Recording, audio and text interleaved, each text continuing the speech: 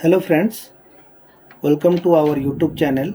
आज की इस वीडियो में हम ये सीखने वाले हैं कि आप स्विंग ट्रेड के लिए स्टॉक्स कैसे निकालें।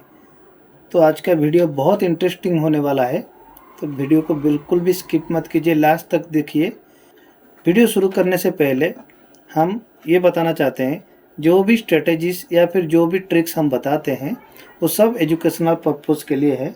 आप ट्रेड लेते टाइम अपना एनालिसिस जरूर कीजिए। अगर इस वीडियो को आप लास्ट तक देख लेते हैं तो आपको प्रॉफिटेबल ट्रेडर होने से कोई नहीं रोक सकता, ये मेरी गारंटी है। जितना वैल्यू इस वीडियो में मैं आपको फ्री में दे रहा हूँ वो सब मैंने पैसा और टाइम दोनों दे के सीखा है। इसलिए वीडियो को लाइक कीजिए और आपके दोस्त लोगों के साथ शेयर कीजिए और चैनल को सब्सक्राइब कीजिए। तो चलिए वीडियो शुरू करते हैं। फ्रेंड्स, सबसे पहले हमको ऐसा स्टॉक चूज़ करना है स्विंग ट्रेडिंग के लिए जो स्टॉक में मोमेंटम अच्छा खासा हो, और एक चीज़ है वो स्ट्रॉन्ग सेक्टर का हो और उसमें वॉल्यूम बहुत अच्छा हो। ये सारा चीज़ हमको एक स्टॉक चूज़ करने के टाइम देखना है। तो हम कैसे वो चूज़ करेंगे वो आगे देखेंगे वीडियो में। उसके बाद हमारा आता है, कुछ रूल्स होते हैं जब आप स्विंग ट्रेड करते हैं, उसमें कुछ रूल्स होते हैं जो आपको फॉलो करना पड़ता है। जैसे कि सबसे पहला रूल है, आपको अच्छे स्टॉक्स ढूंढने पड़ेंगे। दूसरा है, आपको जो स्टॉक्स आप ढूंढेंगे और निकालेंगे उसमें आपको सेक्टर वाइज डाइवर्सिफाई करना है। जैसे कि आपका 2-3 सेक्टर से आपको स्टॉक्स निकालना है। तीसरा चीज़ है, आपको उस स्टॉक को एनालाइज करना है। चौथा चीज़ है, उसमें आपको मनी मैनेजमेंट फॉलो करना है। रिस्क रिवार्ड उसके बाद आपको फॉलो करना है और आपका साइकोलॉजी भी आपको कंट्रोल में रखना है। तो ये सारा आपका रूल मैनेजमेंट हो गया। जैसे कि आपका ये सब रूल आपको तोड़ना नहीं है, मैं सारा चीज़ बताऊंगा, वीडियो में बने रहिए। उसके बाद क्या आता है, आपका प्रोसेस आता है। तो चलिए हम प्रोसेस में डायरेक्ट चलते हैं, कैसे हम लोग स्टॉक निकालते हैं। तो चलिए डायरेक्ट चलते हैं। सबसे पहले हम यहाँ पे एक न्यू टैब में जाएंगे।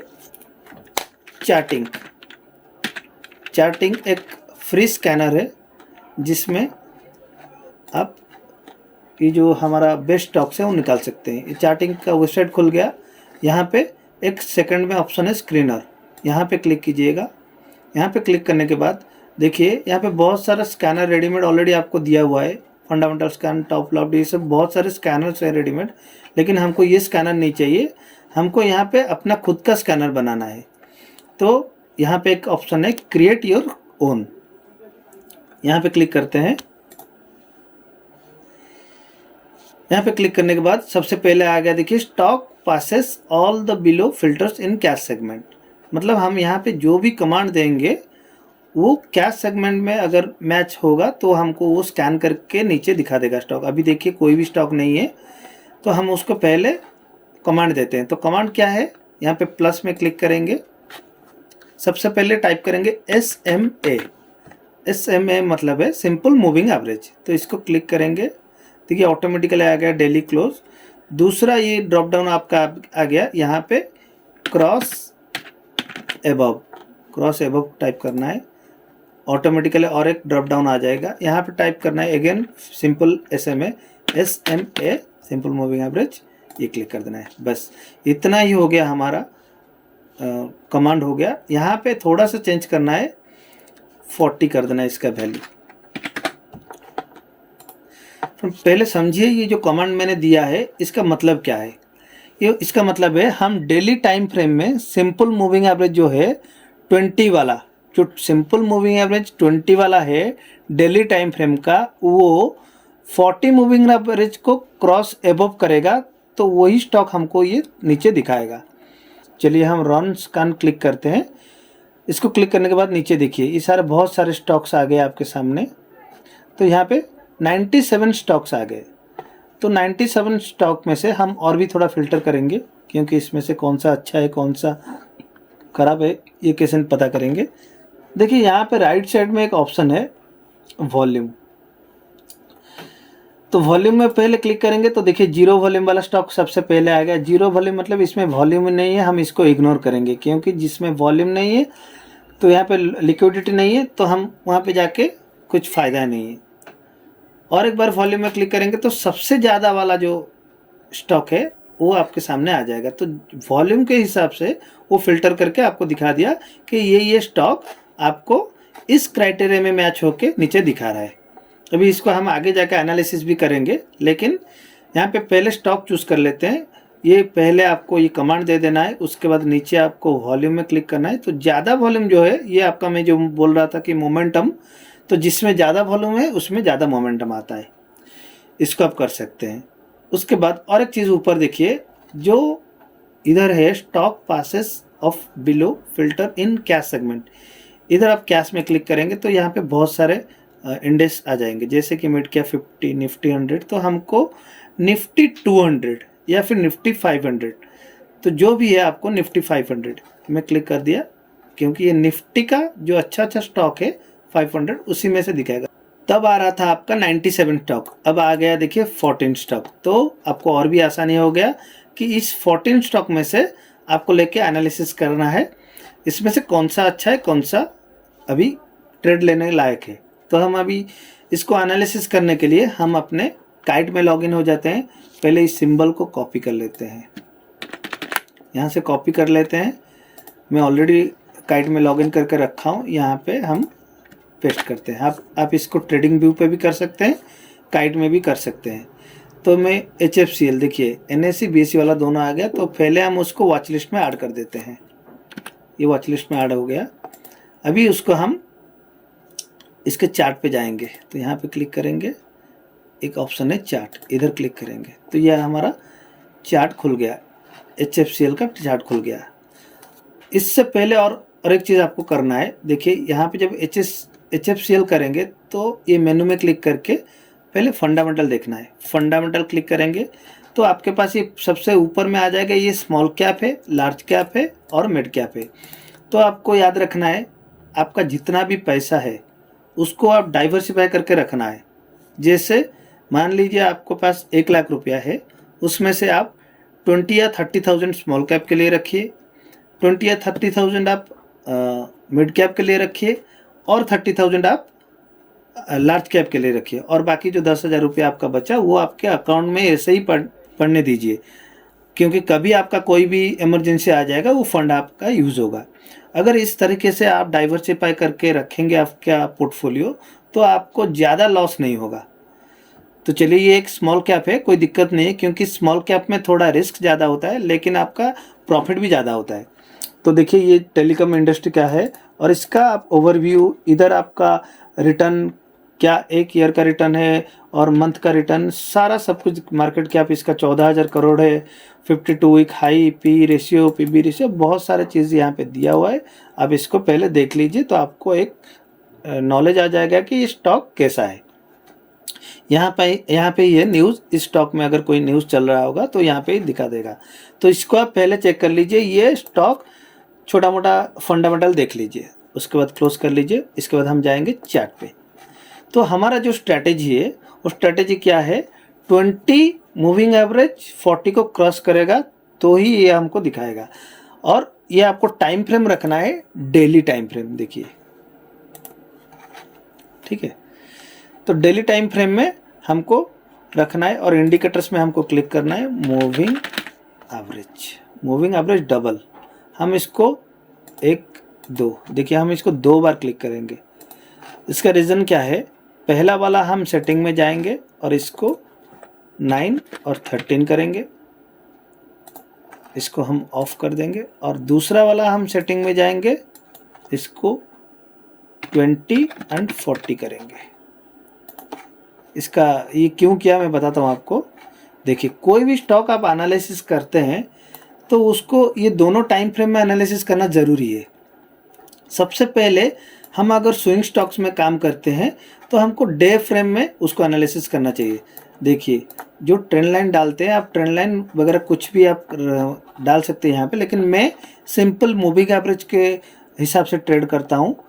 देखिए हम जैसे उसको कमांड दिए थे यहाँ पे, डेली 20 मूविंग एवरेज 40 को क्रॉस करेगा तो दिखाएगा। तो ये स्टॉक में देखिए ये जो है ये दोनों, ये है आपका 20 मूविंग एवरेज, ये देखिए 20 40 यहाँ पे लिखा है ना, इसको मैं हाइड कर दिया हूँ। जो 913 वाला मूविंग एवरेज है इसको मैं हाइड कर दिया हूँ।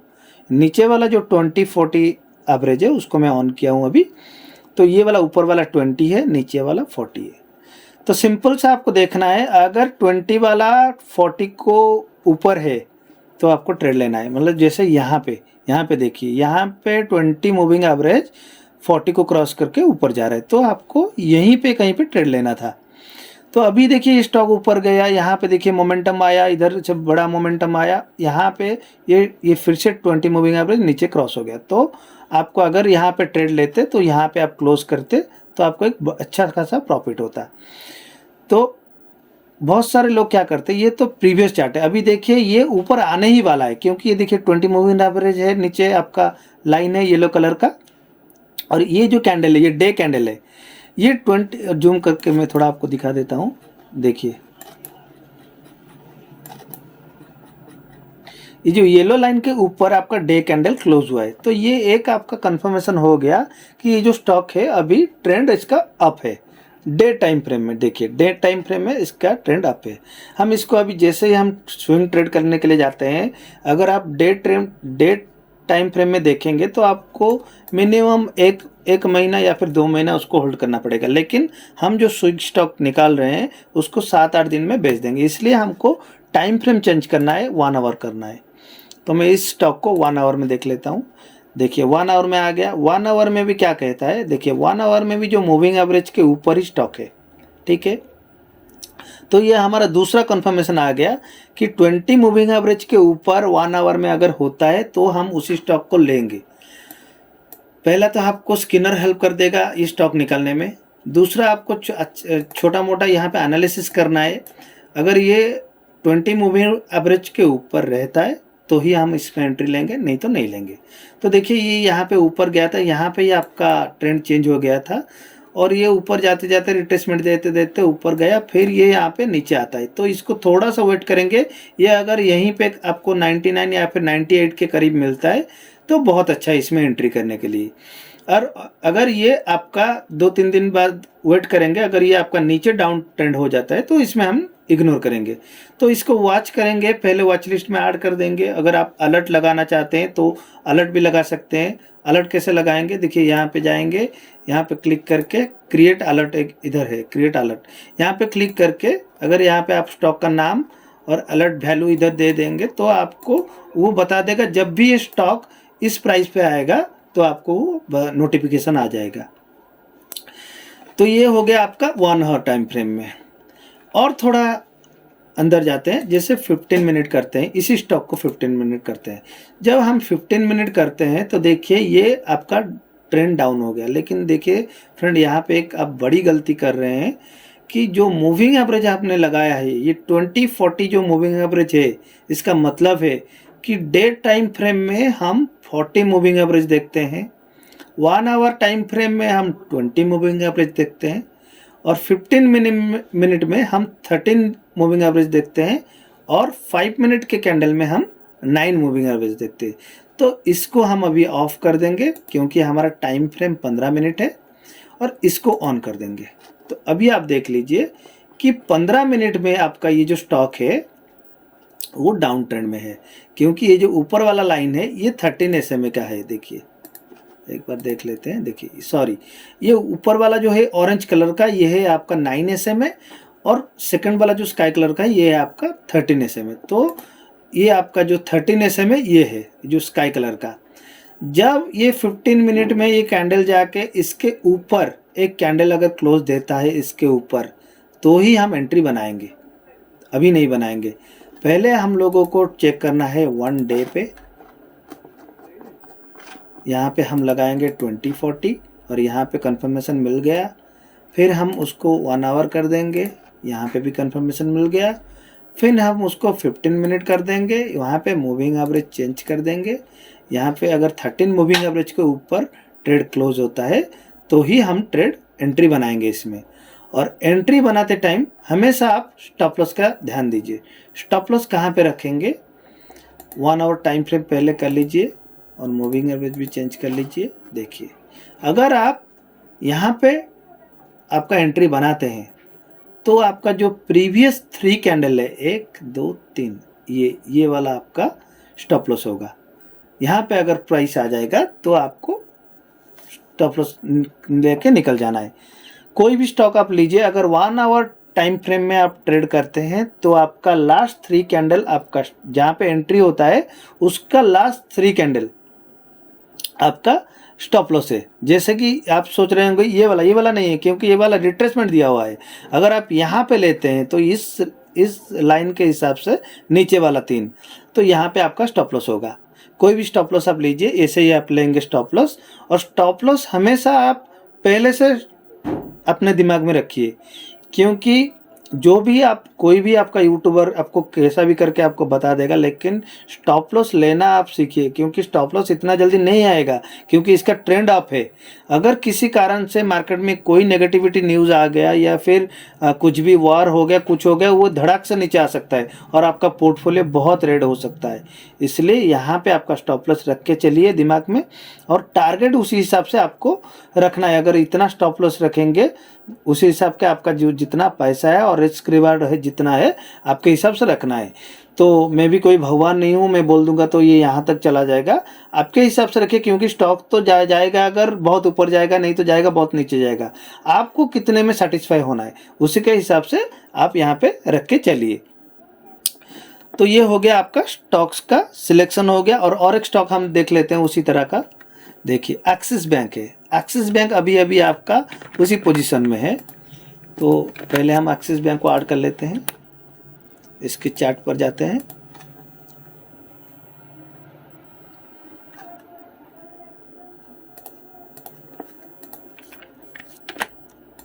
देखिए एक्सिस बैंक में जब ऐड कर लिया, पहले इसको हम डे टाइम फ्रेम में देखेंगे।